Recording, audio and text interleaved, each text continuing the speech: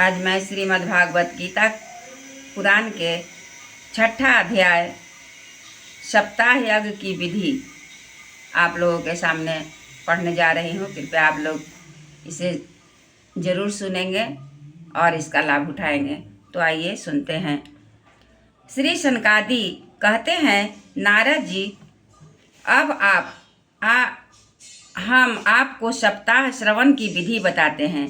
यह विधि प्रायः लोगों की सहायता और धन से धन साध्य कही गई है। पहले तो यत्न पूर्वक ज्योतिषी को बुलाकर मुहूर्त पूछना चाहिए और विवाह के लिए जिस प्रकार धन का प्रबंध किया जाता है उस प्रकार की धन की व्यवस्था इसके लिए करनी चाहिए।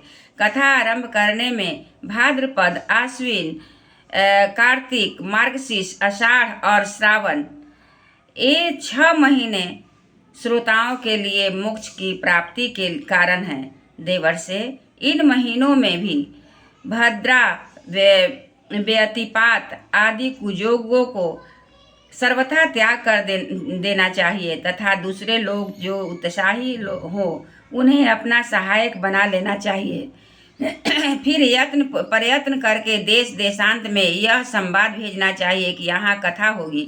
सब लोगों को सपरिवार पधारना चाहिए। स्त्री और शूद्रादि भागवत कथा एवं संकीर्तन से दूर पड़ गए हैं, उनको भी सूचना हो जाए और ऐसा प्रबंध करना चाहिए।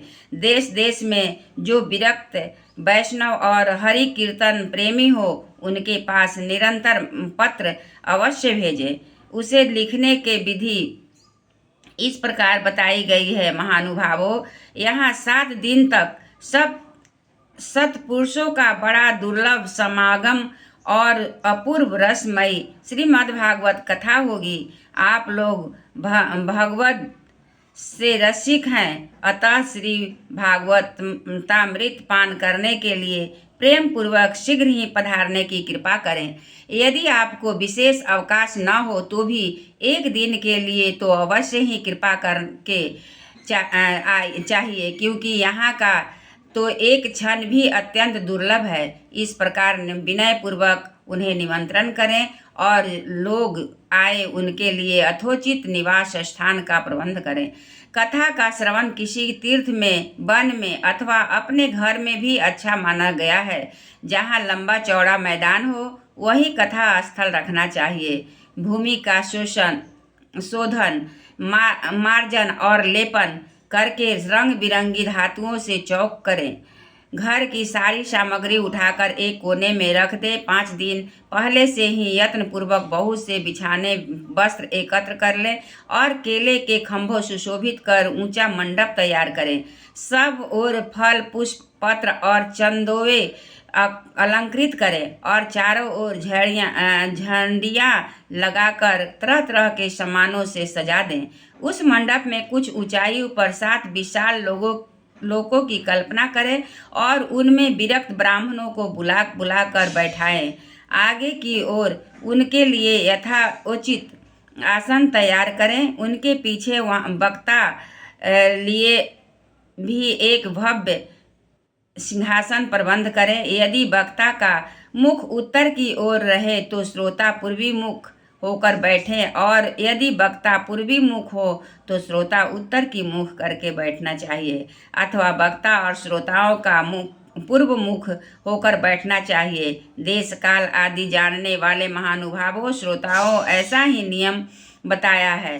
जो वेद शास्त्र की स्पष्ट व्याख्या करने में समर्थ हो, तरह तरह के दृष्टांत दे सकता हो तथा विवेकी और अत्यंत निष्प्रिय हो, विरक्त और विष्णु भक्त ब्राह्मणों को वक्ता बनाना चाहिए। श्रीमद्भागवत प्रवचन में ऐसे लोगों को नियुक्त नहीं करना चाहिए जो पंडित होने पर भी अनेक धर्मों के चक्कर में पड़े हुए स्त्री लंपट एवं पाखंड प्रचारक हो। वक्ता के पास ही उसकी सहायता के लिए एक वैसा विद्वान और स्थापित करना चाहिए, वह भी सब प्रकार के संशयों की निवृत्ति करने में समर्थ और लोगों को समझाने में कुशल हो। कथा प्रारंभ के दिन से एक दिन पूर्व व्रत ग्रहण करने के लिए वक्ता को छौर करा लेना चाहिए तथा अरुणोदय के समय शौच से निवृत्त होकर अच्छी तरह स्नान करें और संध्या अपने नित्य क्रिया संक्षेप समाप्त करके कथा विघ्नों की निवृत्ति के लिए गणेश जी का पूजन करें। तदनंतर पितृगण का तर्पण एवं पूर्व पापों की शुद्धि के लिए प्रायश्चित करें और मंडल बनाकर उसमें श्री हरि को स्थापित करें। फिर भगवान श्री कृष्ण को लक्ष्य करके मंत्रोच्चारण क्रमशः षोडशोपचार विधि से पूजन करें और उसे पश्चात प्रदक्षिणा तथा नमस्कार आदि कर इस प्रकार स्तुति करें। करुणा निधान, मैं संसार सागर में डूबा हुआ और बड़ा दीन हूँ। कर्मों के मोह रूपी ग्राह ने मुझे पकड़ रखा है। आप इस संसार सागर से मेरा उद्धार कीजिए। इसके पश्चात धूप दीप आदि सामग्री से श्री भगवत की भी बड़े उत्साह और प्रीति पूर्वक विधि विधान से पूजा करें। फिर पुस्तक के आगे नारियल रखकर नमस्कार करें और प्रसन्न चित्त इस प्रकार स्तुति करें। श्रीमद्भागवत के रूप में आप साक्षात श्री कृष्ण ही विराजमान हैं। नाथ, मैंने भवसागर से छुटकारा पाने के लिए आपकी शरण ली है। मेरा यह मनोरथ आप बिना किसी विघ्न बाधा के सांगोपांग पूरा करें। केशव, मैं आपको का दास हूँ। इस प्रकार दीन वचन कहकर फिर वक्ता का पूजन करें। उसे सुंदर वस्त्राभूषण से विभूषित करें और फिर पूजा के पश्चात उसकी इस प्रकार स्तुति करें।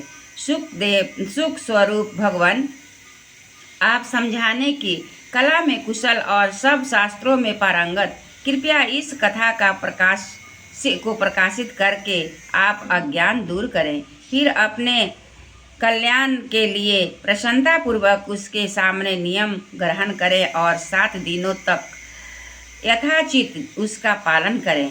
कथा में विघ्न न हो उसके लिए 5 ब्राह्मणों और वरण करें। वे 12 अक्षर मंत्र द्वारा भगवान के नामों का जप करें। फिर ब्राह्मण अन्य विष्णु भक्त एवं कीर्तन करने वालों का नमस्कार करके उनकी पूजा करें और उनकी आज्ञा पाकर स्वयं भी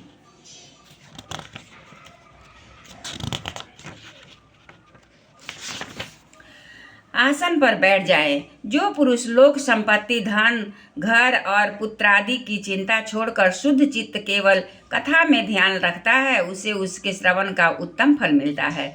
बुद्धिमान वक्ता को चाहिए कि सूर्योदय से कथा आरंभ करके 3:30 पहर तक मध्यम स्वर से अच्छी तरह कथा बाँचे। दोपहर के समय 2 घड़ी तक कथा बंद रखे। उस समय कथा के प्रसंग के अनुसार वैष्णवों को भगवान के गुणों का कीर्तन करना चाहिए। व्यर्थ बातें नहीं करनी चाहिए। कथा के समय मल मूत्र के वेग को काबू में रखने के लिए अल्पाहार हविष्य मात्र भोजन करें। यदि शक्ति हो तो 7 दिन निराहार रहकर कथा सुने अथवा केवल घी या दूध पीकर सुखपूर्वक श्रवण करें अथवा फलाहार या एक समय ही भोजन करें।